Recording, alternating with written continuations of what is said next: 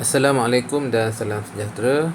Hari ini kita sambung lagi pelajaran kita sebelum sekolah dibuka, iaitu nombor genap dan nombor ganjil.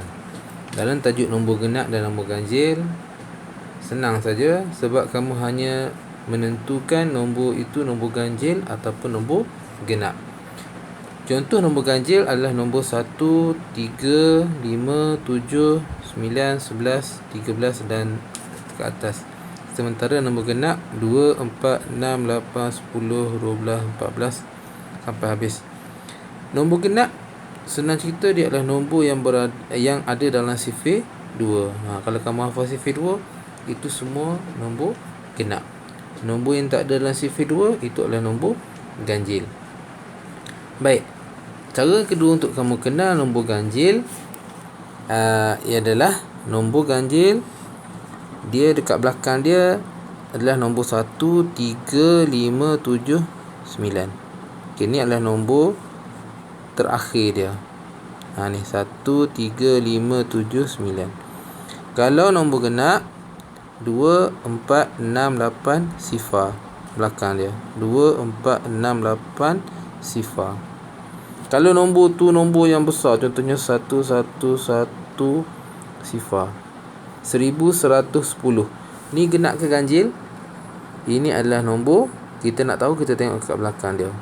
Ni adalah sifar. Sifar adalah nombor genap. Jadi dia adalah nombor genap. Walaupun 111. 1 ni nombor ganjil kamu cakap, tapi kita tak tengok nombor depan ni, kita tengok nombor dekat belakang saja. Kalau belakang dia adalah sifar 2, 4, 6, 8, dia adalah nombor genap. Okey, tengok yang kedua ni. Dia tanya yang manakah nombor genap atau ganjil? 13 ke 18? Buku kamu ni dia buat cara bahagi 2. Kenapa bahagi 2? Sebab nak cek sifir 2. Tapi kamu boleh tengok saja, kalau 3 kat belakang ni, 3 kat belakang ni adalah nombor ganjil. Jadi 13 adalah nombor ganjil. 18 dekat belakang ni adalah nombor genap. Jadi 18 adalah nombor genap. Kalau nombor tu contohnya 8 belakang dia 1, 8881, dia ganjil ke genap? Kita tengok yang belakang je. Belakang ni adalah nombor ganjil, semua nombor ni akan jadi nombor ganjil. Kita tak tengok dah yang di depan ni. Itu adalah nombor ganjil dan nombor genap. Baik, kita tengok soalan. Nyatakan uji diri muka surat 10 buku teks. Nyatakan semua nombor ganjil dari 520 hingga 531. Okey, nombor ganjil dia mesti kat belakang dia apa tadi? 1, 3, 5, 7, 9. Jadi 521, 522 tak, 523, 524 dot, 525, 527, 529. Okey, senaraikan semua nombor genap dari 2001 hingga 2012. Okey, nombor genap mesti 2, 4, 6, 8 sifar dekat belakang.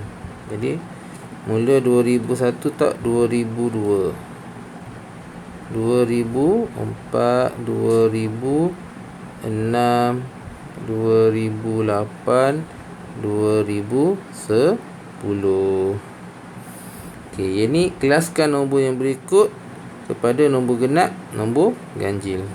Okey, 50,204 genap ke ganjil? Kita nak tengok yang mana? Kita tengok yang belakang ni, 4. 4 adalah genap ke ganjil ke 4? 4 adalah genap. Jadi ni adalah nombor genap. Okey, 16,793. Tengok 3 je. 3 ni nombor ganjil. Jadi dia semua nombor ganjil. Sifar nombor genap. Ini nombor genap. 6 genap. 1 adalah nombor ganjil. Okey, dia adalah ganjil. 9 nombor ganjil. Okey. Itu saja untuk ganjil dan genap.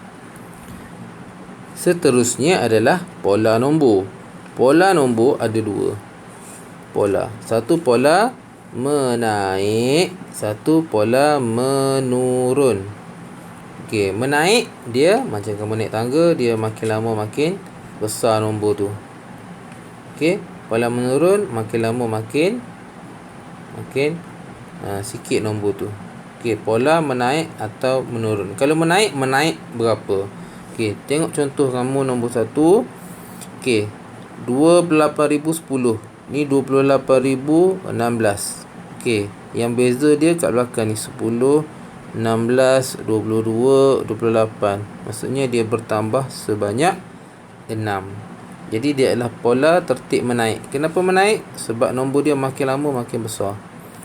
Okey, jadi pola menaik 6. Sebab dia tambah 6 dapat sini. Tambah 6 lagi dapat sini. Tambah 6 lagi dapat kat sini. Okey, tengok nombor 2. Nombor 2 adalah pola tertib menurun. Kenapa menurun? Sebab nombor ni makin sikit. Tengok, 10,017. Kat hujung ni dah 9,989. Jadi nombor ni adalah tertib menurun. Okey, menurun berapa?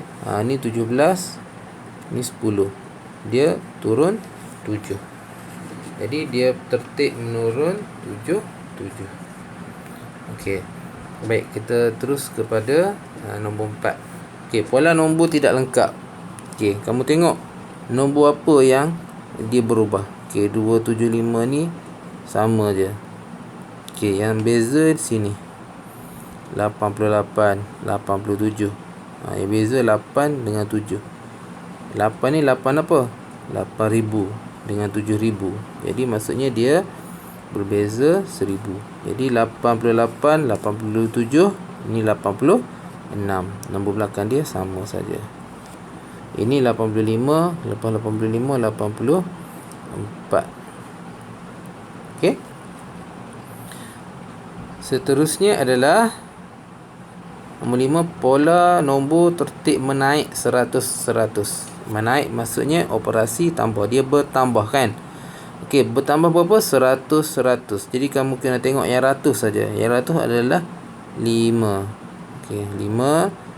Ni 600, 700. Sini 800. Kemudian 900. Yang lain sama saja. 7 kan. Okey, kemudian belakang ni kamu tengok ni 58, 59, dia akan jadi 60. Okey. Seterusnya adalah susun 6 nombor ini dalam tertib menurun. Nyatakan pola nombor yang terhasil. Bila menurun, dia mesti nombor yang besar dulu kamu letakkan. Minggu lepas kita dah belajar banding nombor. Macam mana kita nak bandingkan nombor yang besar dulu. Okey, jadi nombor yang besar dulu. Kalau kamu tengok nombor mana? Okey, 60,150. Kemudian okey, bagus. 60,140. Kemudian okey, 60,130. Kemudian okey, 60,120. Kemudian 60,110 dan akhir sekali 60,100. Okey, ini adalah tertib menurun. Jadi pola dia adalah pola tertib menurun. Menurun berapa ni? Ni 150, ni 140. Dia turun 10.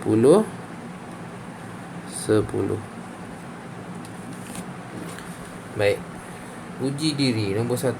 Tentukan pola nombor ini. Okey, pola dia adalah 19,540. 19,545. Okey, nombor depan ni sama. Yang beza adalah 40, 45, 50, 55, 60. Nombor ni menaik ke menurun? Okey, dia makin banyak dia menaik. Jadi pola nombor dia adalah tertib menaik 10, 10. Okey. Tengok yang B pula. Yang B adalah okey, 26 ni sama kat depan. Jadi 709, 705. Dia adalah menurun. Makin sikit kan. Tertib menurun. 9 dengan 5 dia beza 4. Jadi tertib menurun 4.